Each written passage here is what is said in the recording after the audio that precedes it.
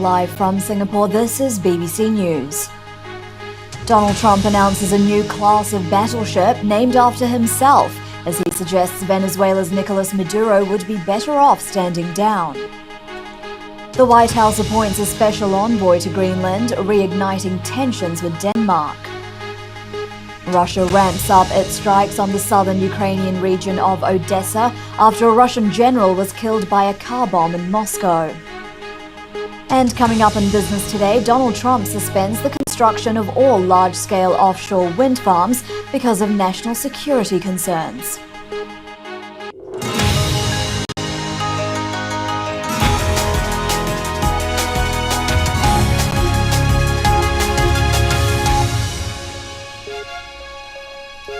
Welcome to Newsday, I'm Vandana Ban. President Trump has announced the US Navy will build a new class of battleship named after himself. He told reporters plans had been approved for at least 2 new vessels.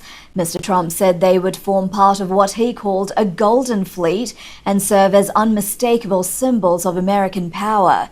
President Trump was also asked about the US's pursuit of a Venezuelan-linked oil tanker, and he suggested it would be smart for the country's President Nicolas Maduro to step down. The ultimate goal of Venezuela to force Maduro from power. Well, I think it probably would. I can't tell that. That's up to him what he wants to do. I think it would be smart for him to do that. But again, we're going to find out. Look, Venezuela did terrible things to the United States. Now, his announcement comes as US authorities say the Coast Guard is actively pursuing an oil tanker linked to Venezuela in the Caribbean. The US has already seized 2 oil tankers this month, one of them on Saturday. So what do we actually know about the oil tanker that's currently being pursued? And how does the seizure of the tankers relate to the US's pressure campaign against the government of Venezuelan President Nicolas Maduro? Our analysis editor Roz Atkins has been finding out.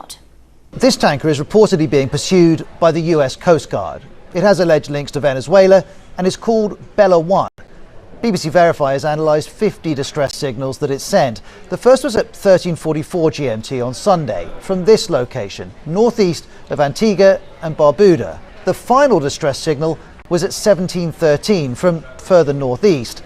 A US official claims the pursuit was of a sanctioned dark fleet vessel that is part of Venezuela's illegal sanctions evasion. Tracking data shows the Bella 1 tanker had travelled from Iran and had reported its destination as the island of Curacao in the Caribbean. The website tankertrackers.com has told BBC Verify the ship wasn't carrying cargo, and there's conflicting information about which country's flag it's registered to. And this ship is vast. It can hold over 300,000 tons of oil. In August, shipping analysts say it picked up oil from Iran's main export terminal, Karg Island.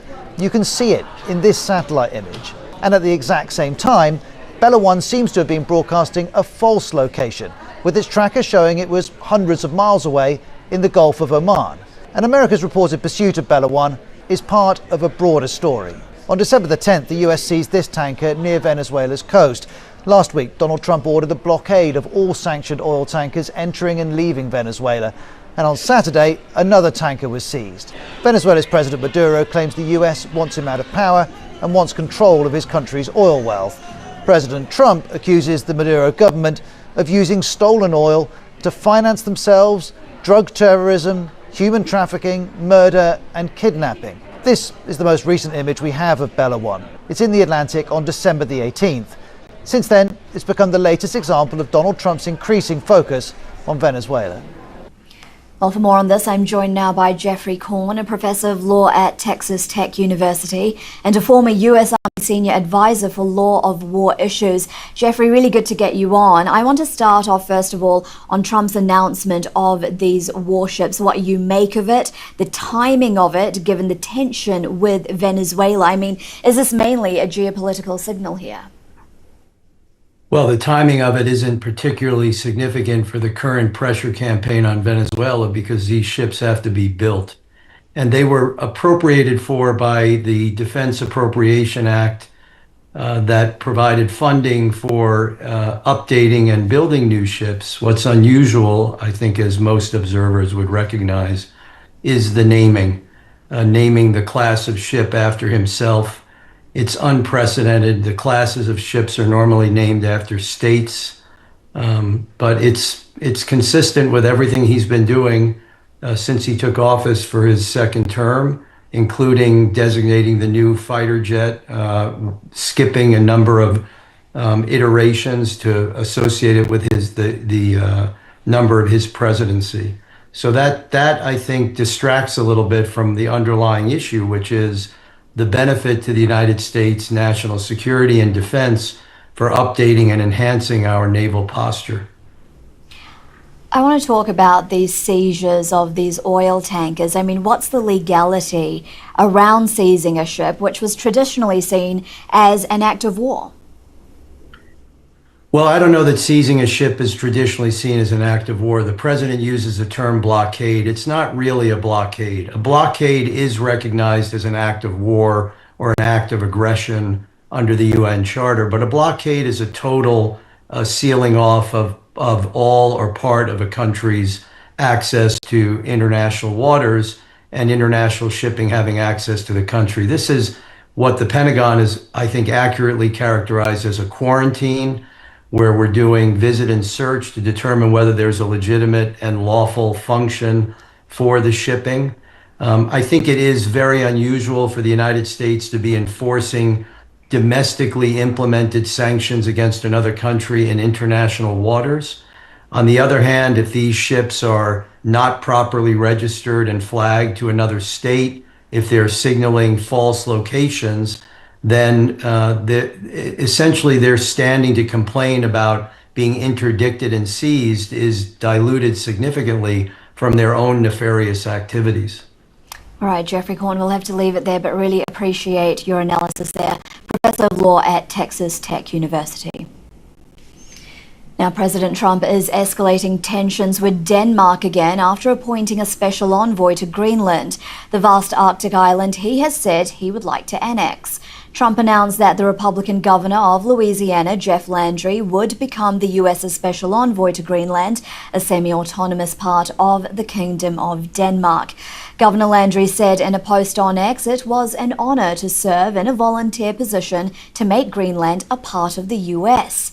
The move has angered Copenhagen, which said it will call the U.S. ambassador for an explanation. Greenland's Prime Minister said the island must decide its own future and its territorial integrity must be respected.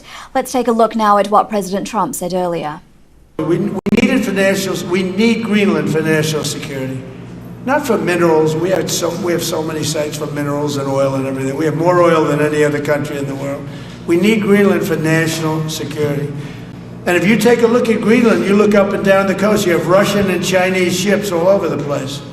We need it for national security. We have to have it. Our diplomatic correspondent James Landale has more on what's at play. Greenland is the largest island in the world, this vast icy space in the Arctic Circle, and at the moment it's at the centre of an awful lot of international attention. It's technically a semi-autonomous region. That means that its defence and security is run by Denmark, the former colonial power, but Greenland itself runs itself. The problem is that Donald Trump wants to have Greenland, and the people of Greenland and the Danes do not want that to happen. Why does Donald Trump want Greenland? Well, for two reasons. One, for national security reasons. He wants to have greater control over that part of the northern access to the Americas, you might like. He also wants some of the economic benefits. There are a lot of mineral rights buried deep within those frozen wastes. So Donald Trump has now appointed his own envoy to Greenland, currently the governor of Louisiana. This has ruffled a lot of feathers both in Copenhagen, the capital of Denmark, and also Nuuk, the capital of Greenland. The leaders of both countries have put out a joint statement, and they have said very explicitly, Greenland is for the people of Greenland. It is not for America to annex. But at the moment, what this seems to show is that Donald Trump remains determined to control not just the south, but the north of the Americas, what his national security strategy calls the Western Hemisphere. And so even though everybody's saying, no, this will be a breach of international law and territories must be territories and sovereignty must be protected, Donald Trump has just appointed an envoy who said he wants to make Greenland part of the United States. Well, I'm joined now by Elizabeth Buchanan, a senior fellow and head of the Australian Strategic Policy Institute's Polar Security Program. She's also the author of a recently published book, So You Want to Own Greenland: Lessons from the Vikings to Trump. Elizabeth, really good to get you on. You've written this book. It's quite clear Trump does want to own Greenland. So how big of an escalation do you see this move? For that I've been, following this story for quite some time now. Today, the announcement actually marks 1 year to the day that Trump sort of signalled his original intent and interest in Greenland. So for me, I see it as business as usual. It's quite pragmatic. The appointment of a special envoy essentially allows the US to further its interest in Greenland outside of the remit of the US consulate in Nuuk or the US embassy in Copenhagen. Denmark has summoned the US in protest. What are the diplomatic implications here, and how do you expect them to respond? Yeah, it's been really interesting to see sort of the European leadership response to this announcement. First and foremost, there's been a bit of a unified statement that's come out that's basically backed the Danish interest and sovereignty over Greenland and the Greenland people's right to independence, but also to not be quote unquote taken or annexed by Trump. What's interesting is that none of the statements have actually referenced the US or Trump directly. And the soundbite that you just had before was a good one. But what is missing from a lot of the coverage is that the Greenlandic people themselves and their parliamentary representatives, in their statement in response to this position announcement, they said they are ready and willing to work with any international partner, including the US. So they're quite specifically seem to be playing off, mum against dad when it comes to the Danish-US relationship over Greenland. I think it's worth sort of underscoring that this announcement didn't happen in isolation. At the same time, Washington cancelled a number of offshore wind projects that the Danish government had invested in the US. So given that, the US is Denmark's largest export market, I think there's quite a bit more to sort of come out in the wash with this appointment. Yeah, talk us through why Greenland is so strategically important here, especially with the likes of Russia and China also vying for influence in the Arctic.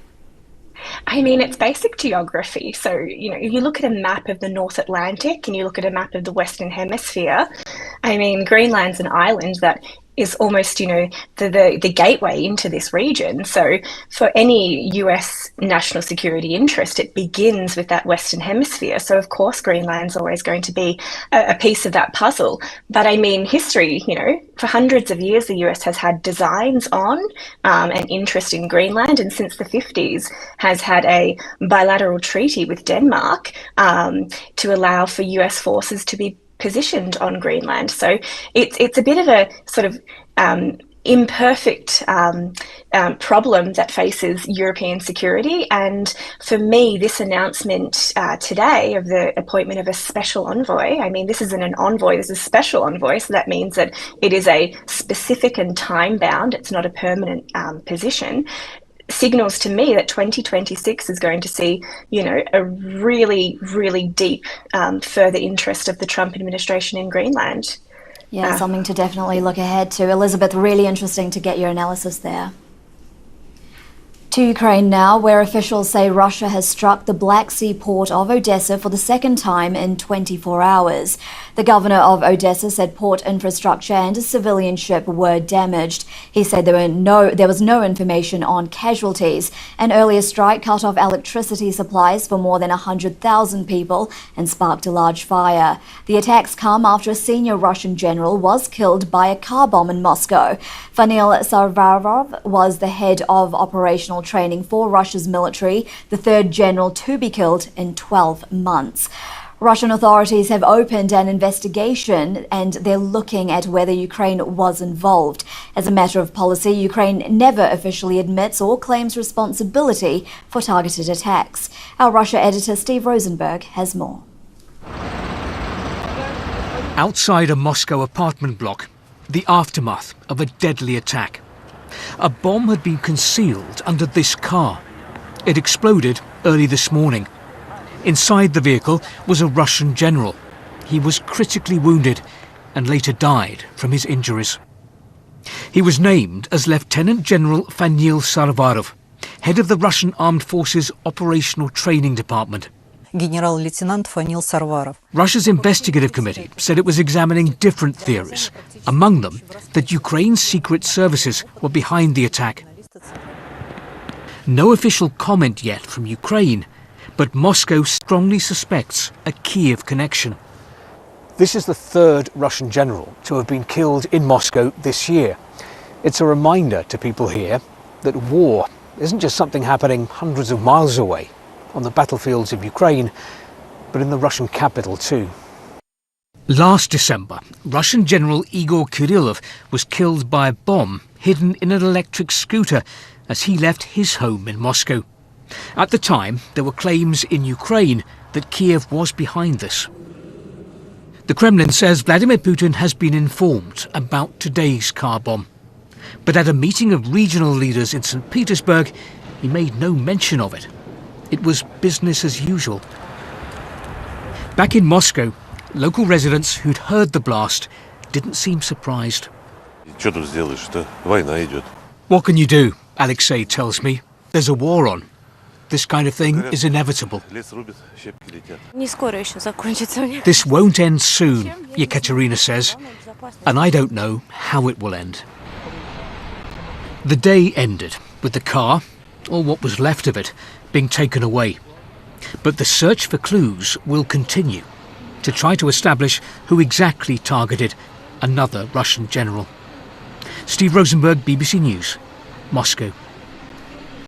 More to come. Stay with us. Around the world and across the UK, this is BBC News.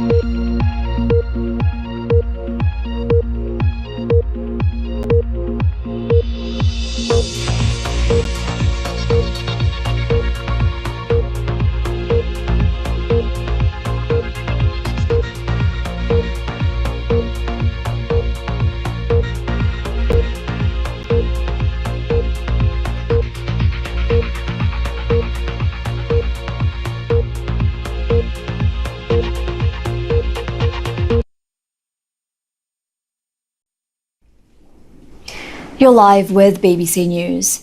Police in Australia say the two men involved in the mass shooting attack on a Jewish festival celebration at Bondi Beach visited the site 2 days earlier. It's one of the allegations in newly released court documents which outline the case against Naveed Akram. It's alleged he carried out the attack with his father Sajid, who was shot dead by police. The men are also said to have undertaken military-style training in the Australian outback before opening fire on the Hanukkah celebration. Our Australia correspondent Katie Watson has the latest from Sydney. Moments after the shooting started, panic on Australia's most iconic beach. Today, the court released a document that gives us an idea of what police say the pair were up to in the months running up to the attack. These pictures come from a video investigators say was found on Naveed Akram's phone, filmed in regional New South Wales in October.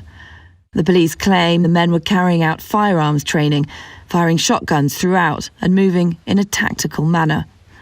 In another video, it's alleged the two men sat in front of an image of an Islamic State group flag and were heard making statements about their motivations for the attack, condemning the acts of Zionists.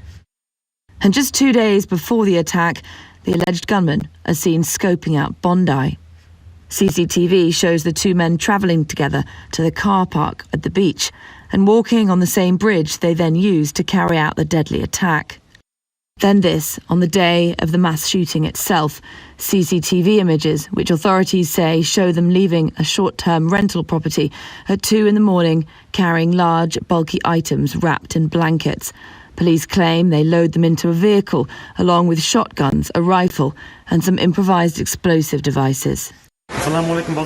It's alleged that by 2025, Naveed Akram, seen here preaching in the streets of Western Sydney 6 years ago, had become part of an IS-inspired terror plot.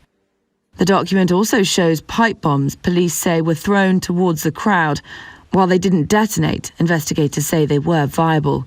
Later, police claim they also found this homemade bomb in the car. These new details emerge as the Jewish community continues to grieve. The past week, the focus has very much been here in Bondi, processing the trauma of what happened last Sunday. The makeshift memorial has now been cleared. The messages will be preserved and catalogued, a dark chapter in Sydney's history, remembered forever.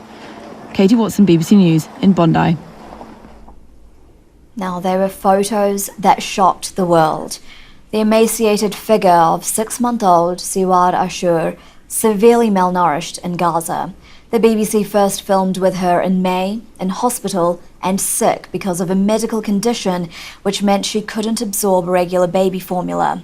Israel's blockade of Gaza kept the food she needed in short supply. Siwar was later taken to Jordan to receive medical treatment and turned a year old last month. She's now back in Gaza. Fergal Keane has been following her story, and a warning that his report contains images you may find distressing. This was the child who arrived in Jordan last June, frail and frightened. Siwar Ashur has a medical condition that stops her absorbing enough nutrition. This was her 5 months later, on her first birthday. Changed for the better. But Siwar is now back in Gaza and in hospital there. Siwar returned from Jordan approximately 10 days ago. She changed for the worse. Around, the third day, she started having diarrhea and vomiting, and her situation keeps getting worse. Siwar was sent back because it's Jordan's policy that patients must return when their treatment is finished. Since March, 300 sick children and over 700 parents and guardians have come to Jordan. Siwar was among 45 children who are the latest to be repatriated. Do you understand how people watching this might find it hard to accept that a child in such a vulnerable state would be sent back to Gaza in the current conditions there? No patient is sent back before they finish their medical treatment. Upon the conclusion of the treatment, they're asked to go back for two reasons. The first reason is that this will allow us to bring more patients from Gaza. We cannot take all of them at once. We have to take them in batches. The second reason, honestly, we don't want to contribute in any shape or form to the displacement of Palestinians from their land. The family came back to the home of a relative, but say that on the way, Israeli officials confiscated much of the special milk formula essential for Siwar. They kept saying, "It is forbidden for you to take them." I had 12 cans with me. They took 9 from me and left me 3 cans. The 3 cans don't suffice Siwar at all. In a statement to the BBC, the Israeli authorities said, due to security restrictions, the return of the families was approved subject to their arrival at the crossing with minimal luggage, including baby food and clothing. In cases where the luggage exceeded the approved scope, its entry was denied. In devastated Gaza, there are more than 18,000 sick and wounded people, many of them children, needing evacuation. The war displaced 90% of the population, many on multiple occasions. The young are especially vulnerable to infections and disease. Since the ceasefire was announced, the number of child patients arriving at Gaza Strip hospitals is 3 times the capacity.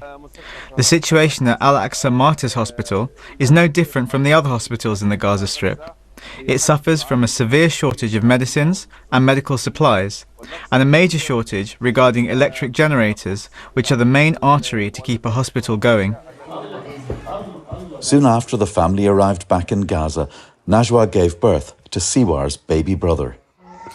The family now has some supplies of milk formula and money donations, including from Jordan, but see these as a temporary help. They're working to evacuate Siwar again, from a place the UN calls a wasteland. Fergal Keane, BBC News. Fergal Keane reporting there, and for more on that story you can head to our BBC website. Now, before we go, the anonymous street artist Banksy has confirmed he is behind a new mural in Bayswater in West London. The image depicts two children lying on the ground, one of them pointing upwards towards the sky. An identical art piece has appeared beneath the Centre Point building near Tottenham Court Road in central London, though Banksy's representatives have not confirmed that one is his. That's all for this edition of Newsday. I'll be back very shortly on Business Today. Do stay with us.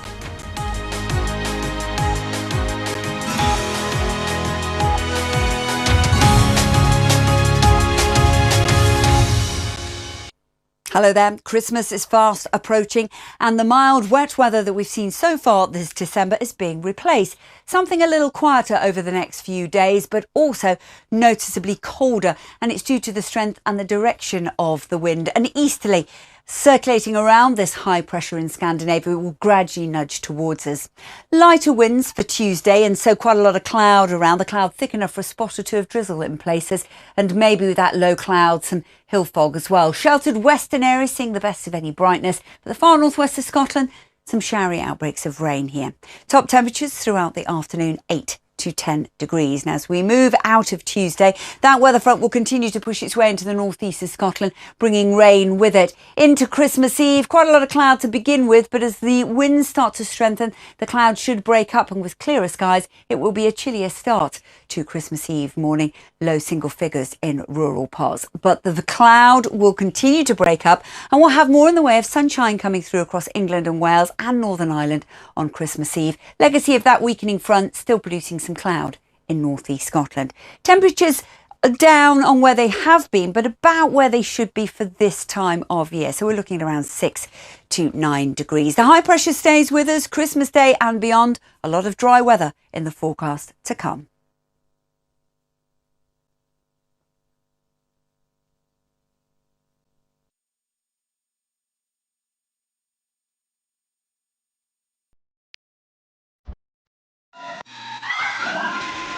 This is better known to you and me as a flying car. This is not your typical farm. It's food of the future. A highly secure facility that monitors foreign governments' attempts to destabilise democracy. Why are we so suited and booted for this task? The idea is to learn more about how volcanoes behave so that we can better predict eruptions. This is a prime location for big companies to show us their latest product. I'm going to go in and have a look. Using technology, distribution is now 98% efficient. This is the potential of electric power in the marine industry. Can we fire it up? Once we close the doors behind us, no one can hear you scream. I better not touch it anymore. This is one of the most incredible things I've ever done. I think so. Yeah. Tech Now. Watch on BBC iPlayer.